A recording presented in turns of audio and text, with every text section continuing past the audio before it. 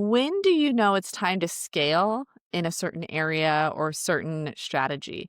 And how do you balance that growth and scale with, not losing control or having it go off the rails? It depends on when the opportunity presents itself. So my frustration with the property management really catapulted me into focusing on hard assets right now. And that will be my focus. I've been wanting to scale up to multifamily forever. And you and I are in the same mastermind, and that mastermind has allowed me to grow with confidence and be comfortable with those I'm working with. So the team of women that we have the opportunity to grow with, it's taken away that aspect of me growing and being nervous and not confident in the people that I might be buying or selling with, because being in this mastermind has kind of removed that. I can move a little bit quicker. So my focus, I would say right now, is really on the hard assets, is moving forward with growing in multifamily. After multifamily, I want to move more into mixed use properties, like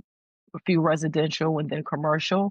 And I have been looking for that hard asset for a while now, just haven't had the opportunity to find that perfect match. And, I know you spend a lot of time analyzing properties.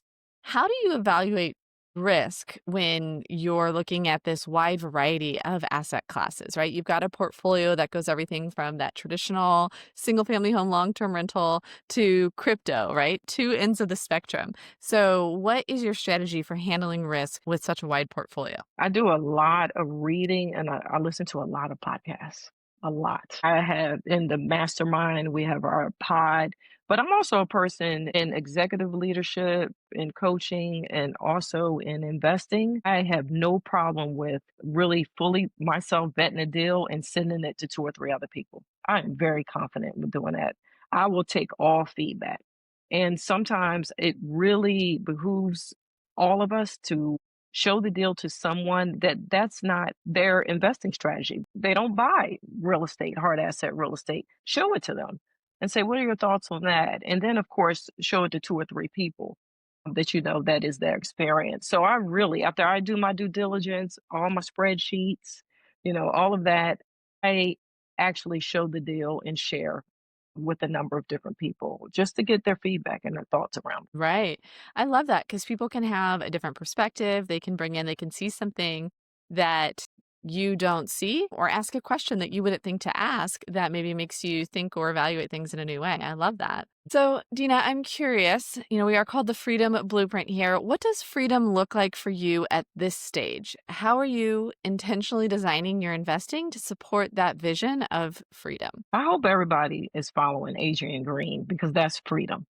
When you can wake up in Korea and then go to sleep, and next year in Argentina, and your family is getting the opportunity, like you are the blueprint of absolute freedom. So to be able to work from anywhere, to be able to manage my investing, teaching, coaching from anywhere, that is true freedom for me.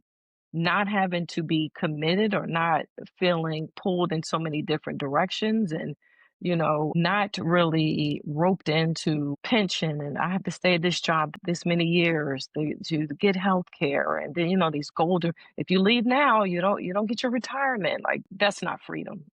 Freedom is to be able to wake up in the morning or your family needs you and you can fly home and not have to have a conversation with a boss or someone else and say, you know, I'm not going to be here this week and then deal with that.